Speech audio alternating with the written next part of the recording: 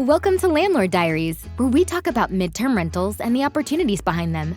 We'll share landlord stories, talk about maximizing investment potential, and discuss how to live the very best landlord life. This podcast is proudly brought to you by Furnished Finder, the place for everything midterm rentals. Remember to like and subscribe if you enjoy our content. Hello, everyone. We are so happy you are here today watching with us or listening to the Landlord Diaries. This is your host, Kelly Bailey, with midterm rentals in the Austin, Texas area, all the way up to Temple, Texas. How are you today, my wonderful co-host, Katie? I'm doing good. I'm still rocking my man voice a little bit, but it's getting better. It's getting better. So today we get to talk with Jeremy, and Jeremy is like the master of Arbitrage. His company that him and his wife created from the ground up, arbitrage and rent out like 40 units within one building in San Antonio. It's very impressive. And I think it was really cool to pick his brain as far as how he scaled and just how to approach arbitrage, because it's a very hot topic today. So enjoy. And again, please share, comment, like, subscribe, do all the fun things. We love seeing and reading your feedback. We read each and every single comment. Kelly will probably respond because she's awesome. And we put a lot of time and effort into these. So we would love to hear your feedback. And please don't forget that every episode is brought to you by Furnished Finder, where you can list your midterm rental for $99 a year. And that gets you unlimited tenant communication, unlimited leads, unlimited everything. It's so great. So be sure to check it out. That reminds me of the behind the scenes. I wear on the commenting on YouTube, I wear my Furnish Finder hat for some answers, and I wear my Kelly Bailey landlord for other answers. Hey, that's what makes this show so cool, is because we get to ask questions from the business side and from the landlord side, because we both also have midterm rentals. So always remember that, guys. When we're asking questions, we're asking them from the side of, business asking a business, plus us as landlords asking the questions. So, yep. Enjoy.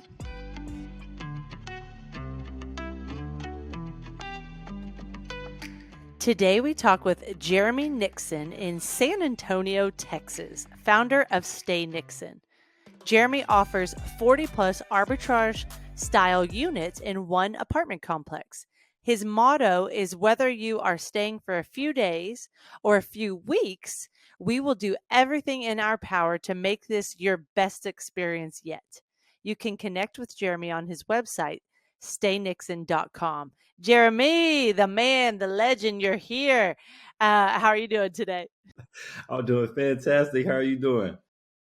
We are doing good. We're looking forward to talking to you today. And for those of you that are watching our show, Jeremy and I met at the CHPA conference this year, the Corporate Housing Providers Association. It was a lovely time in New Orleans, and we just looked forward to sharing Jeremy's story with you guys. So first off, Jeremy, do you recommend others join CHPA? How has that been for you?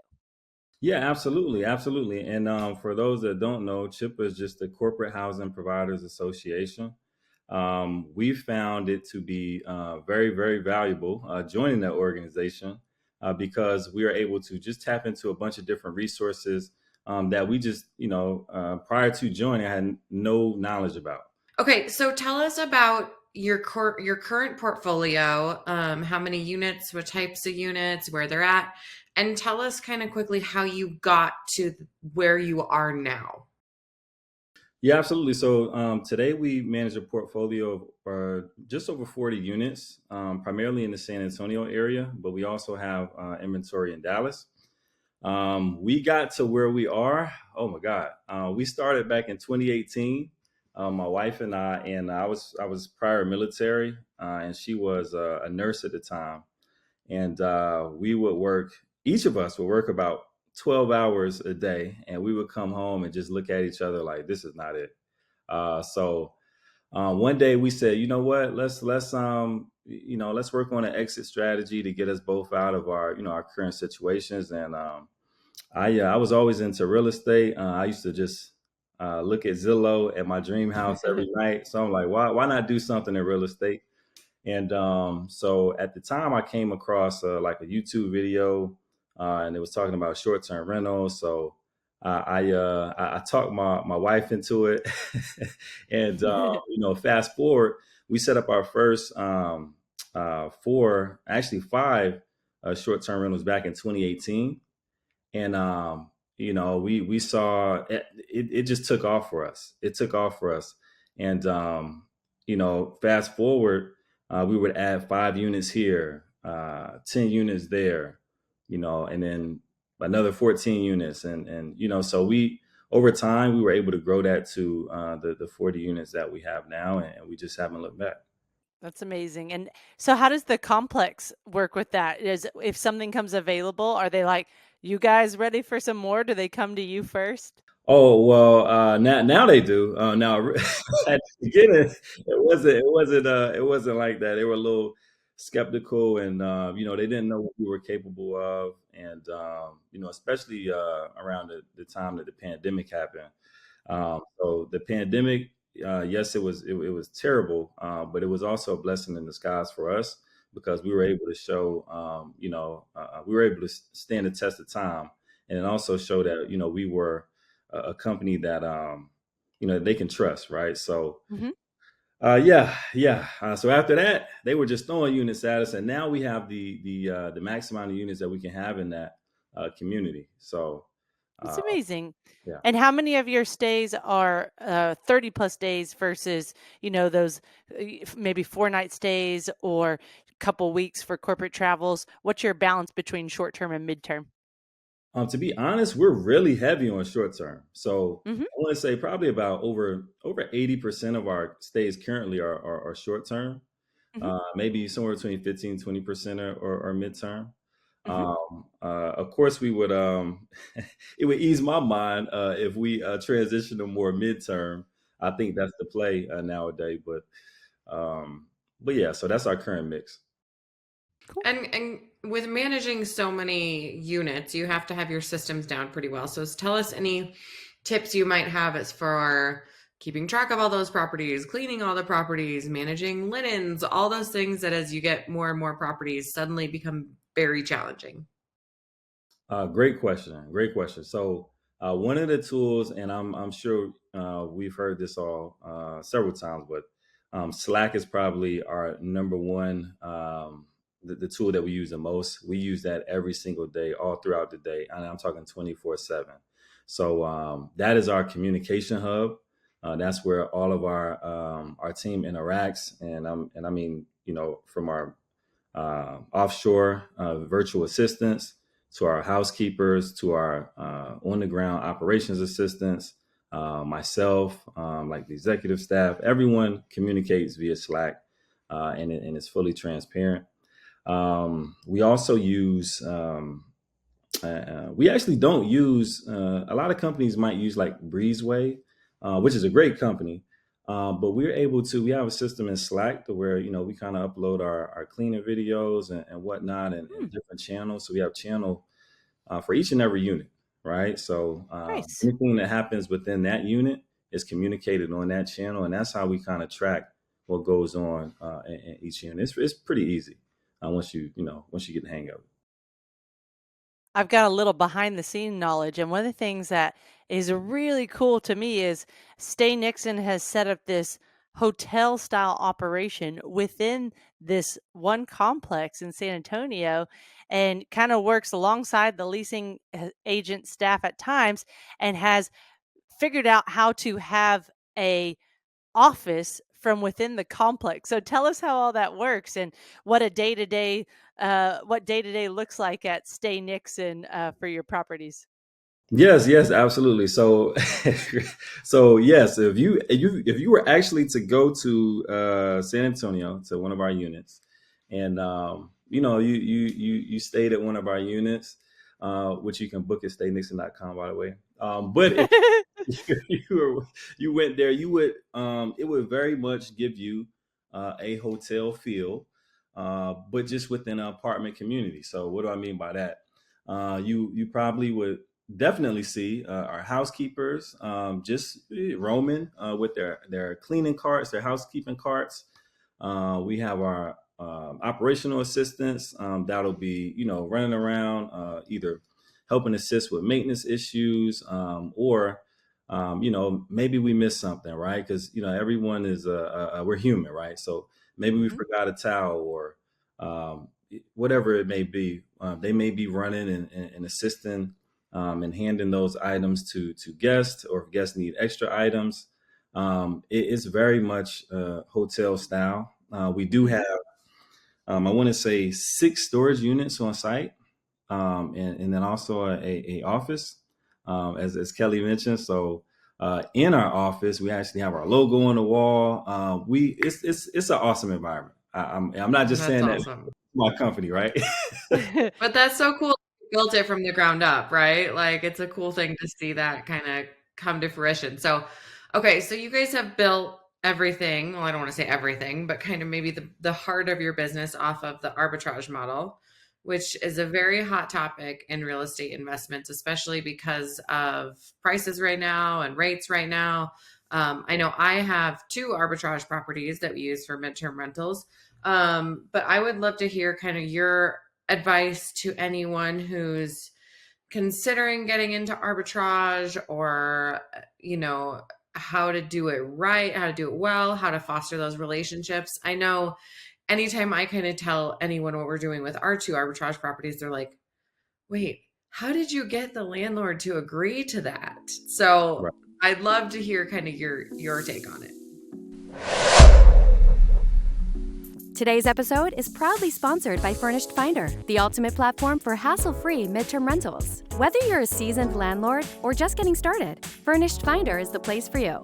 With Furnished Finder, you can say goodbye to booking fees and hello to direct bookings for 30-day plus stays. It's a win-win for everyone involved. So if you're ready to experience the joys of midterm renting and take a load off your landlord's shoulders, head over to FurnishedFinder.com today. We make it easy to get started. We're grateful to Furnished Finder for sponsoring this episode, and we're sure you'll love what they have in store for you. Yes, well, I think the first thing is to do arbitrage in today's climate is a scary thing. I'll be straight up with you. It's very scary. You really have to know your numbers. And when I say know your, like, you really need to know your numbers. You need to understand that there will be months that are bad. You need to be prepared for that. You'll also have great months, and you need to be prepared for that. What I mean by that, we definitely don't want to go and spend all the profit that we make in those great months, because we may need some of that to kind of carry us in those down months. You really have to understand your expenses. It's really good to know your expenses, before you even get into, agreement with the apartment community or whatever it may be. But you really got to understand those expenses. And you may say, hey, well, this may be my first rodeo. How do I even understand the expenses if I haven't been there? And then that's where you can kind of lean on, individuals who are already in the space. So it's a long way of saying, really, I actually have an accounting degree, so you could probably hear that the numbers mean everything to me. I make a lot of decisions based on data. Almost all of my decisions are based on data. So I really like to have a good feel for, what I'm getting into. But to the other part of your question, which was like, how do you even get in a community? Let's just assume the numbers work. How do we even get in a community today? Because, I think the short-term rental pitch has gotten a little outdated at this point. So what I will tell you is it's a little bit easier for me, just because I have that track record. But if you're brand new, maybe leveraging, a lot of people are in masterminds or communities that, help teach short-term rentals. Maybe leveraging those individuals that are more experienced. That could be a way to try to get into a community. So it really just depends. But there's no, hey, this is what you do and you'll get in. Times Times are very different now.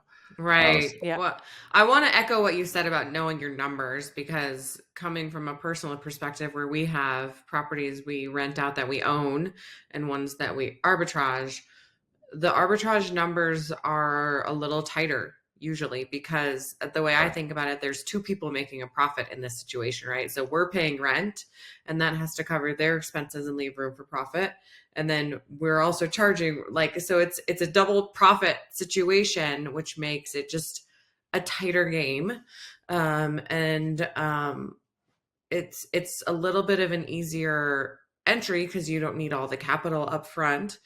But you have to get creative with how you're going to make the numbers work. And you really have to know those numbers, because a lot of the properties we have considered in the past, we've looked at, and I'm like, on the surface, these look great. You crunch those numbers and it's like a hard pass. And I'm like, Right. we would make $7 a month. That would be great. So I think that's really important. And it's not, apartment complexes for the vast majority of them, like their rents are public, right? Mhm. You can usually find them on their website. So if you're going that route, you can come up with one formula, and it's very quick to analyze most of the opportunities out there. But I just like how you put some emphasis on that, because it can be a little bit more challenging to make the profit that you want to make. Do either of you want to share how you go about honing in on the numbers for your arbitrages? So for me, I more so like to, I do want people to understand, this is based off of my model. So this may not, translate to what you're trying to do based on your model. But because we do apartment style, we do a lot of volume. We like to get concessions on the front end, right? So as long as the numbers make sense, the numbers need to make sense. So as long as the numbers make sense, what I like to do before I agree to take over, units, I like to get at least 2 months free on the front end. And in return, I promise, to take over those properties for at least 2 years. So if I know, I'm setting up shop somewhere, I'm already in the mindset of, this is going to be a long-term play for me. So I'll probably go ahead and plan to be there at least 5 years. But in our initial agreement, we draw it out to where, hey, if you guys give us at least 2 months free rent concession up front, then Yeah, for sure. in return, we'll lock it in for, at least 2 to 3 years. And that can just be drawn up in like a LOI, letter of intent. But that's one of my strategies to, try to recoup my upfront cost. So, Katie, you want to share your style? Yeah, I mean, I have just kind of a standard Excel sheet. It's nothing fancy, but it just kind of has, all my expenses, and I can input the rent, and then it has what I would feel comfortable charging as a midterm rental, and then I can plug and play very, very easily. So, because Kelly knows this, I'm all about being efficient, and because I run ours kind of on the side and with some family. So, that's a big thing for me, but we are doing one at a time. So it's a different thing. I can't ask for as many concessions, especially because I'm a lot of times asking for flexibility with their policy as far as letting me sublease anyway. So I don't usually get to ask for concessions because I don't have kind of that buying power. So I just try to make sure that whatever their market rent is, it's going to leave space for me. And, where I see a lot of opportunity is maybe where a complex or a property is under marketed and it's a really great property. And with the right furnishings or the right photos or something, I can see that like you would actually really see its true colors, right? Like it's kind of like the Disney character who just needs the makeover. Like I'll just give Love it it. makeover. So, well, one thing that Jeremy does very well. So the numbers are important. Once you decide, okay, this is now what I'm going after, and you're in those conversations with a complex, you have a few key boxes that you check to make sure it's a good fit before you enter into communication or a lease with a complex. So do you want to talk about those? And if you want me to remind you about any of them, let me know. Yeah, it wouldn't hurt to remind or a little remind. I'll just read them real fast and then you share whatever you want to. Profitability, don't rely on OTAs, undeniable location, and don't count on short-term rentals due to the city regulations. And then, yes, that letter of intent up front with the complex, such as rent increase, concessions, laid out in an LOI. So probably that part's what I'm really asking about. Hey landlords, are you ready to level up your rental game and simplify your life? Well, get ready to meet your new best friend, KeyCheck. KeyCheck is your all-in-one solution for stress-free property management with tenant-paid screenings, rent payment processing, online lease creation with eSign, and a suite of incredible landlord tools. You'll wonder how you ever lived without it. No more chasing down checks or sifting through piles of applications. KeyCheck helps you organize and manage all things landlording in a simple and efficient way. So if you're tired of the rental chaos and crave seamless, efficient management, head over to keycheck.com and sign up today. Make landlord life a breeze with KeyCheck, the game changer for modern property owners. Definitely the having a sheet where you can kind of plug and play with your expenses or whatnot. Definitely 100%. I assume that people already had that, but I kind of jumped the gun there. So if you don't have something like that, you have to have that. You definitely have to have that. Okay, so we're talking LOI and yeah. What do you make sure you get in writing from the complex up front and negotiate before you enter into an agreement? Got it. So the biggest thing is just to honestly is just to make sure that one, you have an attorney, and people kind of get spooked out sometimes by that. Oh, I can't afford an attorney, or where do I even find an attorney from? I mean, it's not hard to find an attorney. So once you have an attorney, and this may cost you about $1,000, $2,000. The absolute, you shouldn't pay more than $2,000. But anything that you guys agree, and when I say you guys, I really mean you in the property management or the owners of that particular asset. You just want to get that in writing. It does not have to be in a certain format, or you don't have to have certain terms in there. Although I give you a couple of terms that you do want in there, but it doesn't have to look a certain way. People think it has to look a certain way. It really does not. That is the attorney's job to kind of draft that up. You just provide the information that you and the other party agreed to, and then they draft that up. One of the things that I always make sure that is in there, though, is any concessions that we agreed upon. So definitely that needs to be in there. Also, the terms of the lease. So you will end up signing a lease, a separate lease document. This is not the actual lease. This is just what you intend to do. But you will sign a separate lease document. So you can have the terms in the LOI that will also be in the lease document, like those special provisions to allow you to, do your business. So if you are going to be subleasing or whatnot, that can be included in the LOI. And then also attached as an addendum to the lease. I will also have in your LOI, the amount of years or months that you plan to, operate on a property, any other things that you guys agree upon. All that just needs to be in the LOI. So it's pretty straightforward. It's just, it can be unfamiliar territory for a lot of people. So we kind of freak out like, oh my God, what is that? It's really just, me and you talking, and we, hey, I agree to this and you agree to that. And so let's just put it on paper. And then now it's an actual document that we both will, follow. Okay. Love it. And let's talk about kind of the property sizes that you have found to be most appealing for your business model. Like the unit sizes. Are they studios, 1 beds, 2 beds? Where have you kind of found the sweet spot? And I know that this can vary depending on the area of the country. So as a reminder, you are in San Antonio. Right. So for us, to be honest, studios have been like the most profitable.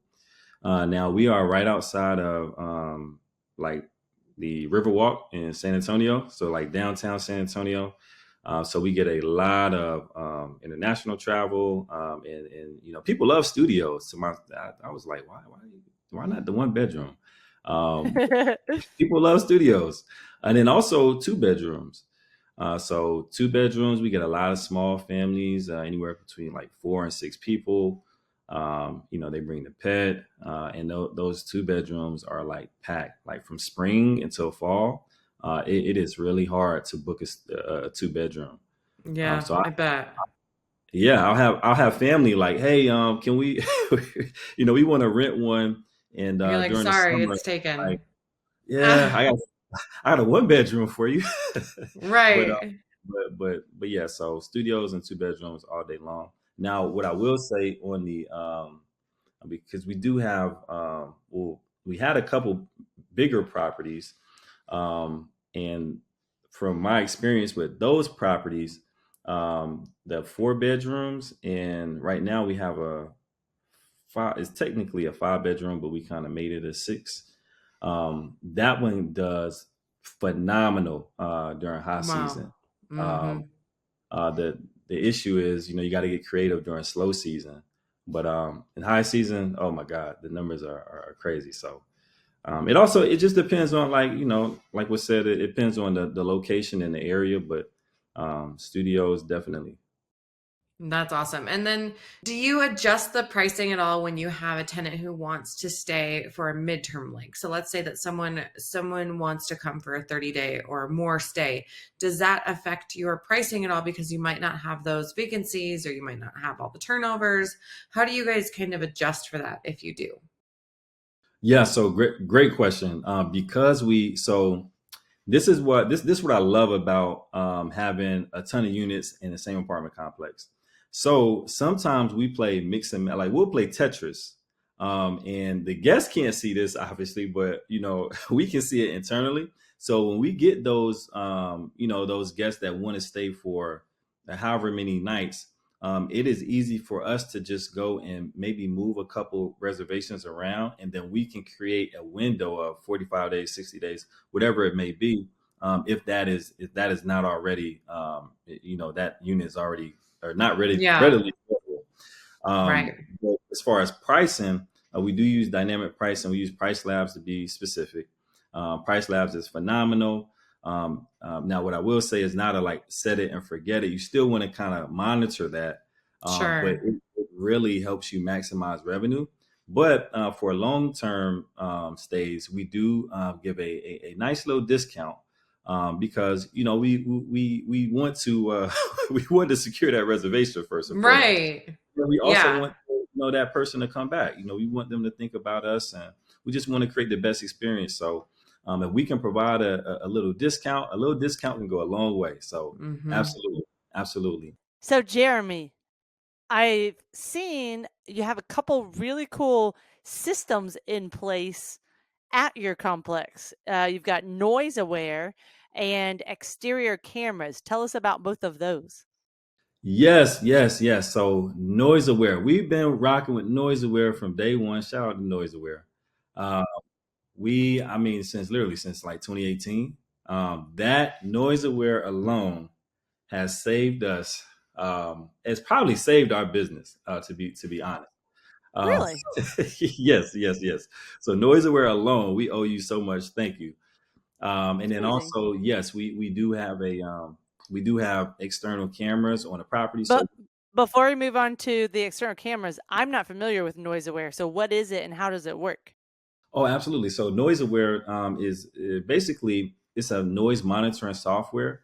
It does not like record, conversations or anything like that, but it does, monitor the noise decibels inside of a unit. So what that means is, I can be remote here in Charlotte, North Carolina, and I have units in Texas. I can log in to my computer, and then I can go to my Noise Aware app, and I can check and I can listen in and see, or excuse me, not listen in, but I can check the noise levels in that particular unit, like anywhere in the world, right? So I'll know, hey, if a party is going on, I'll know that. If So where does it live? Is it a little box inside each home? Is it yes, outside the home? Where is it? it's literally like a little. It may be like the size of probably smaller than your cell phone. Okay. Then what you do is you just plug that into the wall.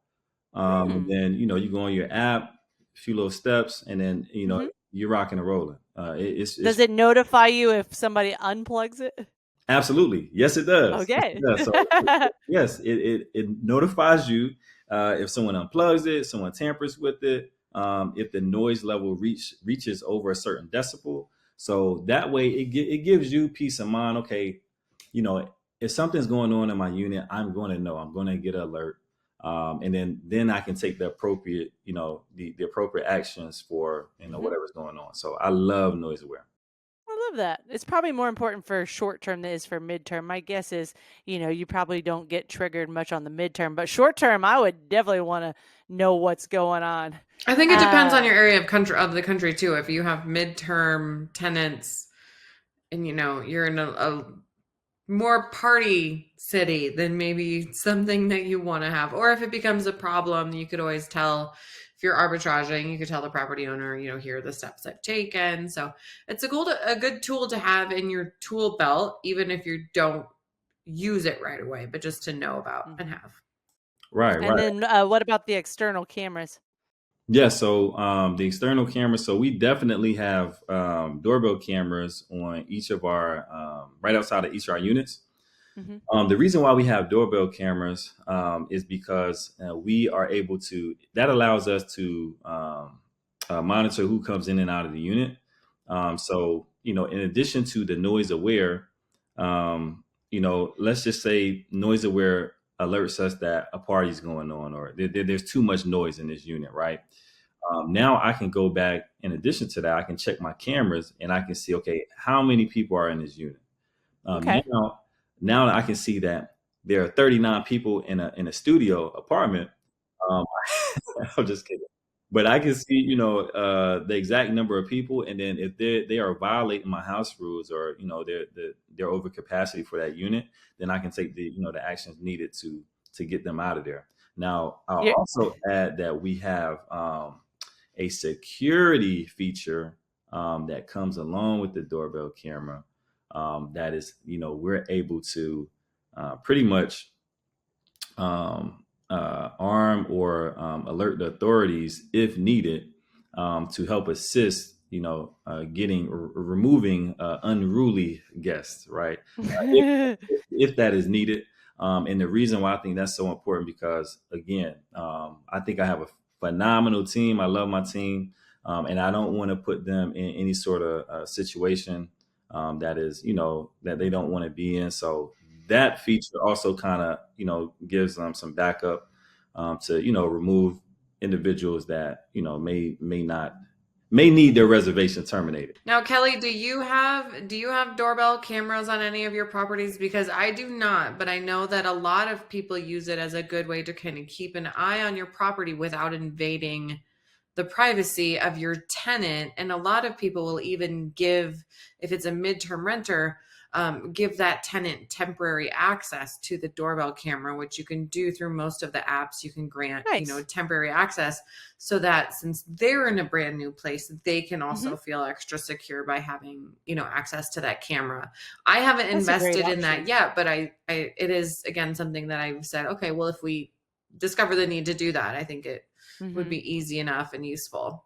Yeah. Now, Dave and I are pretty old school, but Jeremy, you're making me think of one of my favorite comedians. Have y'all heard of Angela Johnson? She's hilarious. Mm-mm. And she says, "Security, he got to go."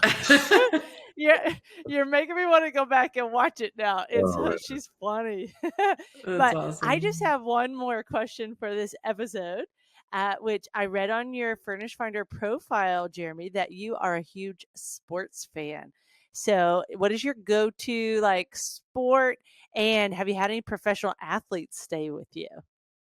So wow, yes, I'm a huge sports fan. Basketball is my thing. I like to think. Spurs? No. Uh-oh. Oh my God, that's probably terrible. No, I try to go for the home team, which technically would be Spurs, and I physically live in Charlotte, so really it would be Hornets, but I can't even go for the Hornets. I'm a huge bandwagon. I'm not gonna lie to you. I'm really a bandwagon. So I right now the Warriors are my team. Until Steph is no longer playing, then maybe I'll go back to the Hornets or the Spurs, but yeah, no. To answer your question, yes, we've had athletes come and stay with us. Not from the Spurs, but we have had. Actually, I'm lying to you. We have had someone come stay from the Spurs.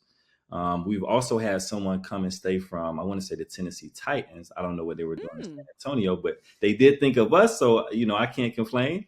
And I want to say we had someone else was a soccer player come and stay. So we've had a few different athletes come.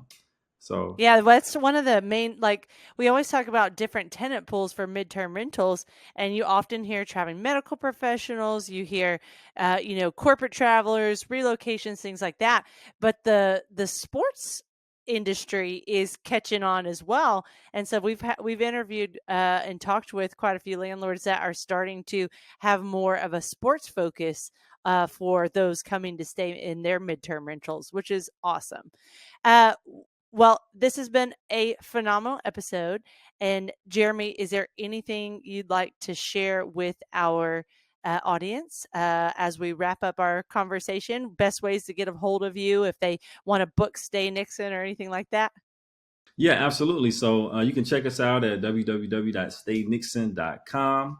Now, if you just want to see what I'm up to, you can check me out on Instagram, Jeremy X Nixon. And if you are ever in San Antonio, definitely come and stay with us. We're right across from the Riverwalk.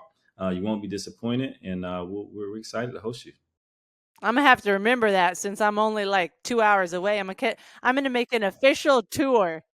I think we might be in San Antonio this summer. So yeah, I'll have to reach out to you. Yeah, absolutely. Awesome. Come on down. Well, thanks for being with us. Guys, y'all can catch us every week with a new episode of The Landlord Diaries. And if you are loving our show, please don't forget to like, subscribe, and leave those 5-star reviews on Apple Podcasts, Spotify, or shoot us over a comment on YouTube. We love responding. Have a great day, everyone.